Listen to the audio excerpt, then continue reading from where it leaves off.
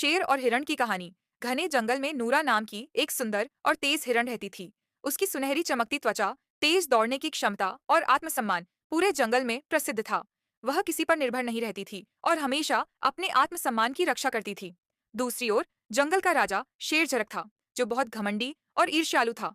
उसे यह बात पसंद नहीं थी कि नूरा बिना किसी डर के स्वतंत्र जीवन जीती है। वह चाहता था कि नूरा उसके अधीन रहे, लेकिन नूरा के लिए उसकी स्वतंत्रता सबसे कीमती थी। शेर की जलन। एक दिन झरक ने सोचा, यह हिरण खुद को बहुत महान समझती है। जंगल के जानवर इसकी प्रशंसा क्यों करते हैं? मैं राजा हूँ, लेकिन फिर भी सब इसकी स्वतंत्रता और आत्मसम्मान की बातें करते हैं। जलन से भरे झरक ने नूरा को नीचा दिखाने के लिए एक चाल चली। चुनौती का ऐलान शेर ने पूरे जंगल में घोषणा कर दी। जो भी सबसे तेज दौड़ेगा, वही जंगल का सबसे महान प्राणी कहलाएगा।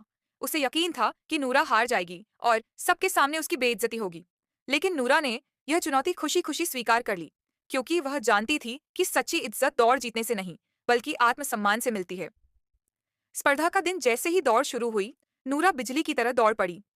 शेर झरक ने भी अपनी पूरी ताकत लगा दी, लेकिन कुछ ही देर में उसकी सांस फूलने लगी। दूसरी ओर नूरा अपने आत्मविश्वास और संतुलन के साथ लगातार तेज दौड़ती रही। आखिरकार नूरा ने दौड़ जीत ली।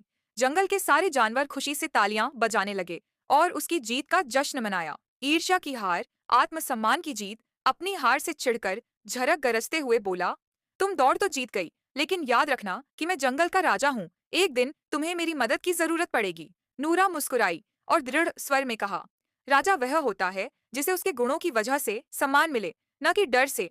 मैंने अपनी मेहनत, ईमानदारी और आत्मसम्मान से यह दौड़ जीती है। मुझे किसी की शरण में जाने की जरूरत नहीं।